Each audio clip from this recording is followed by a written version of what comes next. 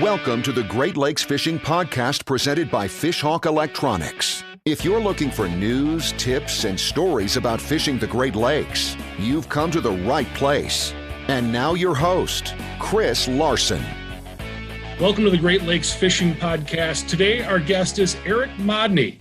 He is a multi-species angler out of Ontario, and he fishes the west side of Lake Ontario. Eric, thanks for joining the show. Thanks for having me, Chris. Thanks. Eric, tell us a little bit about kind of the port that you typically fish out of, and kind of what your deal is and what you're up to out on Lake Ontario. I live right on the shoreline of Lake Ontario, basically, and there's a survey right beside my marina. So it only makes sense for me to keep my boat in that marina because I can, at the drop of a hat, go fishing, right? I keep my boat there, put it in the water, and within an hour, I got 6 lines in the water. I like to focus on, Great Lakes trolling as far as salmon and trout. I'm not a big lake trout guy, but it's just so easy because it's on my back door, and I don't see the point of really going much else. Like when I have such a great fishery in my back pocket, you know what I'm trying to say? Sure. When you've got the best, there's no need to look for others.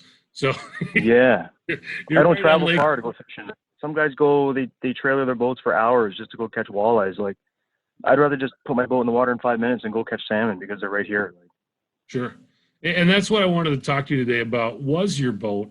And, a lot of people think to fish the Great Lakes, you need a 30-footer, you need this big boat. But kind of what drew me to you is that you've got what I think a lot of people would consider a small boat. It's a trailerable boat. But you just said you don't trailer it too often to places. Tell me about not really. And kind of what you have and what you're using out on the lake. Well, I got a 2018 Lund 2075 tie-e. It's got a 250 Verado Pro and a 99 Pro kicker, and I just love it. Number one for me was I have 2 small kids and my wife. Okay, so I wanted a safe boat with high sides, that when I'm out on the water, it's going to be stable. It's going to keep my kids in the boat, which is, number one priority, right? Because their first intuition when you're on the boat is to try and jump over the side for some reason. But when I'm out in the swell, it's crazy, man. But when I'm out in the swells, I never feel like I'm going to be having a rogue wave come over the back of the boat, or I'm going to get washed over the side. I can have 3 guys leaning on the side of my boat trying to net a fish or manage lines, and the boat doesn't rock over or anything like that. So to me, it's very stable, and that was a huge thing that I was looking for when I bought that boat. Plus, it's a great family boat. Like, not all the time do I go fishing with my family. We'll hop in, let's get some friends, and we'll just cruise down the shoreline, right? And my boat's nice enough. It's not just a fishing machine that the ladies can sit up front like a bow rider, taking the views and the sunset, and me and the guys can be in the back. We got the tunes going, and sometimes the downriggers are still on the tracks just in case I mark fish, but Yeah, so it sounds like you put a lot of thought into it. You got the boat that worked best for what you're up to and how you use it. Tell me a little bit about, you talked about rods. How do you have the rods and your downriggers and everything set up on that boat? It's got 5-foot birch tracks on each side. I think that was the biggest that I could put in there on each side because of where factory mounted cleats were and whatnot. But I keep Scotty 2 116, like the Pro Pack downriggers on each side, and I push them right to the very back.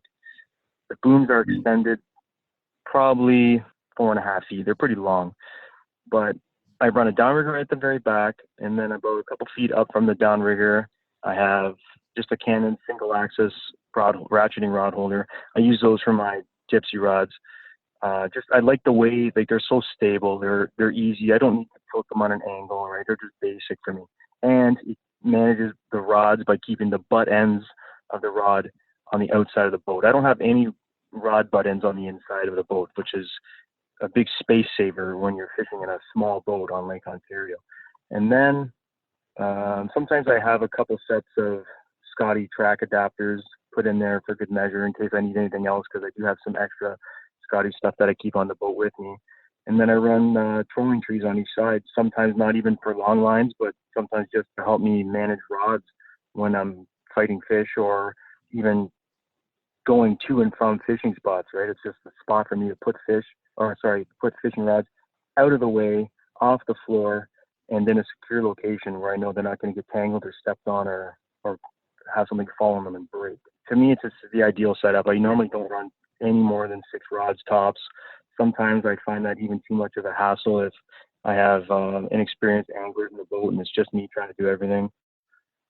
Primarily, I'm running always 2 downriggers and 2 dipsies, sometimes a 10-color lead core or 400 copper, but depending on the situation, I mean, that can all change, right? Tell me about the electronics you have on board here. Well, I have 2 Lowrance HDS9 Gen 3 units, and they're the Ethernet together. So I have a Navionics chip in the one, and it kind of goes off both for Lake Ontario. And the great part about these graphs is I wanted 2 because they sit low on the dash. I don't have one big monster 12-inch graph that I run everything off of. Having the 2 9-inch graphs, and I keep them low. I can see over my windshield when I'm driving and I'm sitting down. And I usually use one for my charting, so setting waypoints or watching engine diagnostics or whatever. And my other one, when I'm trolling, I run either a 2D sonar, side scan, or sometimes a structure scan, or any combination of all 3, right? Depending on how I'm fishing. Springtime, run the side scan. I find that often I use medium chirp settings on the 2D sonar, and I get best results because I can see my downrigger balls no problem on the graph, and it's no mistake when you're marking fish, and it's very easy to follow. And I make my numbers really big as far as my depth and my temperatures and stuff like that, because I can see them from the back deck of my boat when I'm setting lines on my downriggers. And then on top of those 2 things, I also have my Fishhawk X4, which to me, I mean, it's perfect because I need to know my down speed and my down temperature. Everything else is great even after that, but I find myself shore, like the currents can get really weird. Like I can be going 2 miles an hour on the surface speed, and then sometimes on my ball, it's only going 1.5, 1.1, or even faster sometimes. So it's something I really pay close attention to, because growing up fishing on the lake, I didn't have much success with me and my dad and friends sometimes. We didn't have that. We would just troll blind and say, oh yeah, the downrigger cables, they're at a 45-degree angle, so we're good. Like that's just things people talked about, right? Because back then nobody had that. But now with the advancement technology and the availability of stuff like the Fishhawk, it makes targeting fish, it's like hunting. It's like almost not fair. That's good. You maximize your time out there. It sounds like you do some things with your family, and you do some things, you bring some friends on board. So it sounds like well, that's part of it, right? Like if it's not always me fishing with my buddies that know what they're doing. A lot of the times I go out there and I have people fishing with me, whether it's family or other friends that, they know how to cast a bobber or some bass gear, but they don't know the first thing about trolling Great Lakes for any type of big fish, right? So my electronics are like my first mates. Like they're the ones that are telling me what's going on, because I can't rely on the other people in my boat, right? Yeah, that's a great point. It's giving you the ability to you're not a guide. You're a guy that likes to go out with friends and stuff. But it gives you the ability to really kind of be the guide for people who are really just kind of getting introduced to this type of fishing. And it's silly because it does always feel like that, because when I bring my friends out there that aren't familiar with trolling, they always ask me, oh yeah, we're going fishing. Should I bring my tackle box? Like what kind of rods do I need? And I'm like, listen, pal, like leave the Ned rigs at home. Like we're not going to need those today, right? Constantly, I'm looking at my screens, and they're like, what are you looking at? What are you looking at? And usually by the end of the day, they're saying, hey, your down speed's too fast, or hey, we're starting to go in a circle. You might want to move the Tarova over or whatever. And they start keying in on these things that I'm looking at, because I guess I'm teaching them as we go along, right? That's awesome. It's pretty cool. It's cool that people catch on like that, right? It's pretty fun. Right. Then, they get excited when they see a big hook on the screen. Oh, there's a monster down there, right? You're an ambassador, and that's what we need. I wanted to talk to you about motors too. So you've got a bow mount troller, Okay. you've got the kicker, and then you've got the big 250. What went into using the motors that you've got on the boat? Okay, well, I'll go one by one then. 250 Verado Pro, it's a monster. Okay, I think it even makes more than 250 horsepower from what I've read online. But a big boat like this, I can put. It says it's rated for 9 people, but I've never had that many. But a lot of my friends, I'm 210 pounds. A lot of my buddies are taller than me, and they weigh 250, 260, and you're 4 guys in a boat. There's 1,000 pounds of guys plus what I would consider for me a tournament load of full live wells and all your tackle and gear. Like, you need power to get on step, get on pad, and be able to ride waves and manage driving in big water if you have to, right? So you can't be. I hardly ever drive my motor full tilt, hardly ever. Like, a lot of times I'm cruising max 25 to 35 miles an hour because that's a comfortable speed for people who aren't used to being in a boat, right? And it's not scary, especially if you're in waves. Now, having all that extra power on hand, if I need to get on planes to get above the waves, is always what I wanted. I hated when I was younger. You want to get on a plane, you got to hammer, and if you're not keeping the 20 horse Johnson full tilt, you're coming off step and you're just going to be plowing, and it's not safe, especially if you're going to be out on the big lake, right? Like, you could be out 10 miles, the lake kicks up, and you're going to have a rough ride home, and you're going to get wet, and you may have to call somebody for help. And that's not ever what I wanted to deal with. So having a good power plant that's reliable, I know it's going to start every time, and I know it's got enough power to get me and my family and friends home safely. So that's the 250 Verado Pro Merc, and I run a 3-pitch Tempest Plus 3-blade Tempest Plus 19-pitch prop on there, and the whole shot's good enough for me. I'm not a tournament guy; they're like a bass guy. So I don't need to jump out of the water, but with 6 people on board, it does no problem. The 9.9 kicker, it's tied to the Verado, but I normally use that motor just for thrust. All my steering comes from my Minn Kota Tarova. Sometimes I turn the wheel in my boat that's tied the Verado to the 9.9 just to help with crosswinds and whatnot, to try and keep the boat kind of straight so the tail end isn't wagging out to the side. But for the most part, it's just providing thrust. It starts for me every time. As long as you got the bulb primed and you take care of the motor, I've never had a problem with it. And it keeps me pushing straight in it, and I hardly use any gas. A lot of people see my boat and they see the big motor and they hear it when I start up with the ramp, and it sounds like a beast. But once I'm out there, I control all day 2.2 to 2.8 miles an hour for like less than $20. And I think it blows people's minds when they find out that I only use an 8 tank of gas on a 12-hour day of fishing. So for me, that's huge. And it's also handy to have if for whatever reason my Merc Verado didn't start, I got a backup just to try and limp home. And then I have a 112 thrust Minn Kota Tarova up front with the iPilot. I don't have iPilot linked because I don't have any Humminbird electronics. But for me, it's an extra man. I keep the remote on my neck or on my waist, and while I'm setting lines or while I'm dealing with fish or whatever you have going on in the boat, all I got to do is click left or right with my remote around my neck when it's an autopilot, and I know that it's going to take me there exactly to where I need. I can make steering corrections when I'm seeing boats off in the distance and we got planer boards out that I'm not going to hit anything. Like, it's really super, super handy. And the first time I ever used it, I was thinking to myself, like, how come I never got this 20 years ago, right? It's really made an advancement as far as trolling on the Great Lakes, because now when I'm out there and I see other small boats like myself, there's guys that are even smaller boats than me. Everybody with a multi-species boat that's fishing salmon or trout on Lake Ontario is running the bow mount trolling motor, whether it be Motor Guide, Minn Kota, whatever. They're all steering with the remote and pulling. It's like it's pulling the boat where you want to go instead of pushing from the back. So you're not fighting crosswinds on the bow. It just makes it so easy, and it's awesome. I don't even know what I'd do without it now. Thanks for laying that out, Eric. You really did a nice job painting the picture of how that works. Man, I tell you, like, it's like Picasso out there, man. You just make a masterpiece when you're pulling those lines behind the boat. Yeah, that's what I wanted to ask you next. You've put a lot of thought and a lot of energy and work into making your boat what it is. If there was something that you could change about it, what would you change about it? Well, you know what? I have a 2018 Tyee, and the reason why I wanted that one was because I think it was the last model of that Lund made in that style where it had the big wraparound windshield.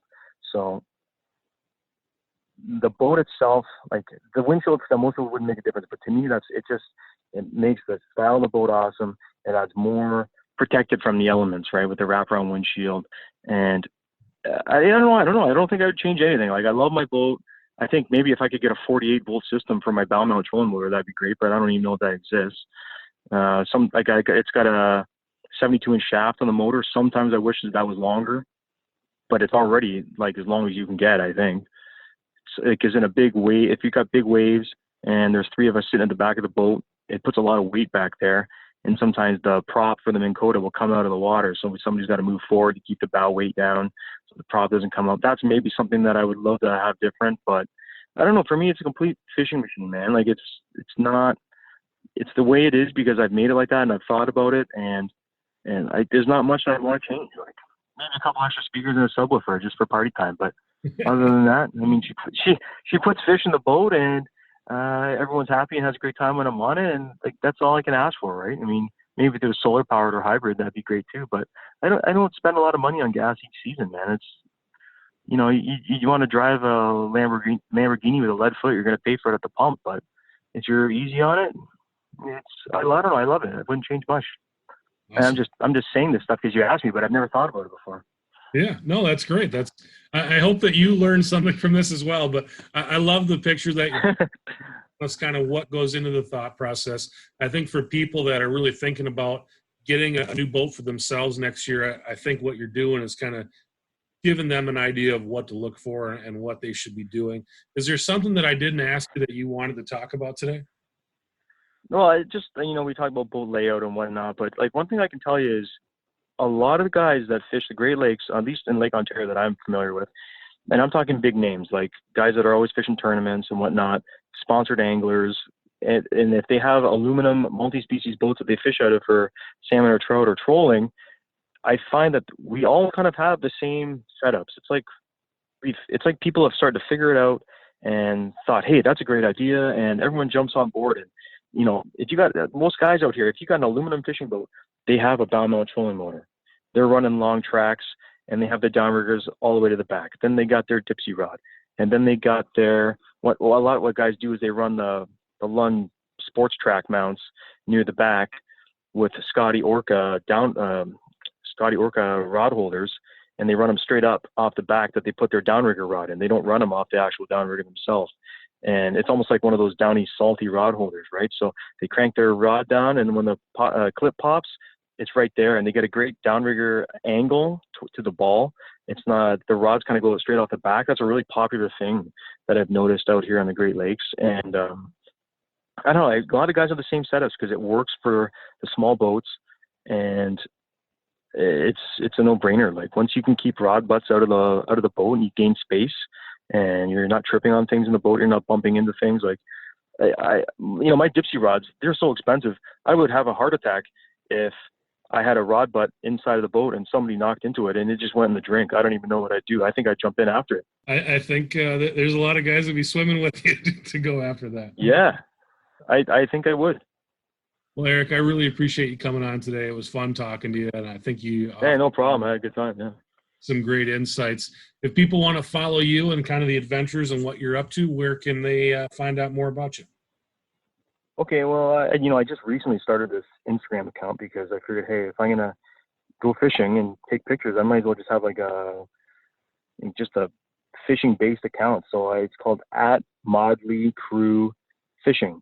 And there's, if you look it up, I'm sure you'll find it. I just started it like a couple months ago, and the feedback that I've been getting is great.